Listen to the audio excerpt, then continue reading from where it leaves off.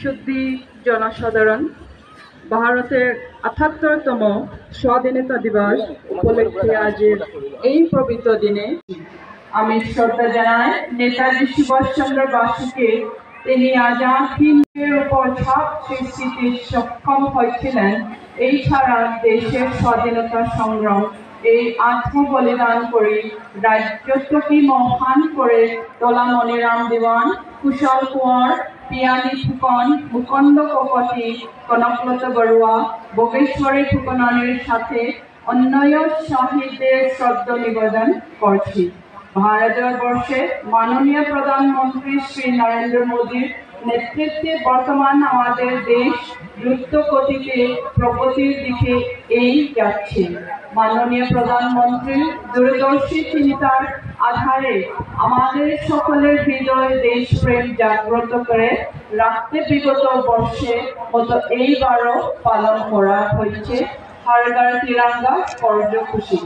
গত ৯ আগস্ট থেকে আজ অবধি চলা এই সপ্তাহব্যাপী কার্যসূচিতে অসংখ্য মানুষ অংশগ্রহণ করেছে এবং নিজ নিজ ঘরে তিরঙ্গা উড়িয়ে সেলফি উঠে harghar-tiranga.com আপলোড করেছে।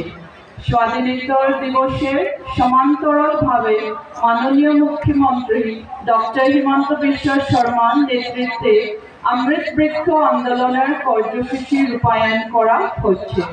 গত বছর ১ কোটি বৃক্ষ রূপান্তরের গিনিস ওয়ার্ল্ড রেকর্ড করার পর মাননীয় প্রধানমন্ত্রী আহ্বান ক্রমে মাননীয় মুখ্যমন্ত্রীর দিগদর্শনে রাজ্য সরকার লক্ষ্য নিয়েছে মায়ের নাম একটি বৃক্ষ রূপায়ণ করে মোট ৩ কোটি বৃক্ষ রোপণের জন্য এই কার্যসূচি সফল করার আপনারা তুলবেন বলে আমরা আশাবাদী।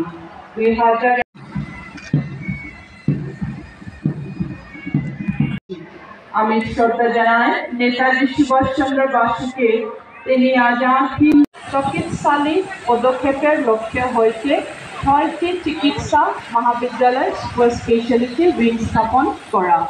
রাজ্যের ক্রীড়া পরিমাণৰ বিভিন্ন বিধানসভা একালয় ৪০টি মিনি স্টেডিয়াম নির্মাণকে কাজ চলছে, যা ২০২৫ সনের মধ্যে সম্পূর্ণ করা হবে।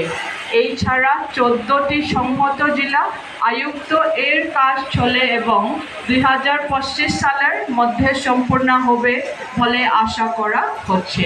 আমাদের সরকার ২০২৪ সনে শিক্ষাবর্ষ ক শ্রেণী থেকে ৮ম শ্রেণী এবং নবম শ্রেণী থেকে দ্বাদশ শ্রেণী পর্যন্ত সরকারি প্রতিষ্ঠান চা বাগিচা পরিচালিত এবং ভেঞ্চার স্কুলের ছাত্রছাত্রীদের বিনামূল্যে পাঠ্যপুস্তক প্রদান করে।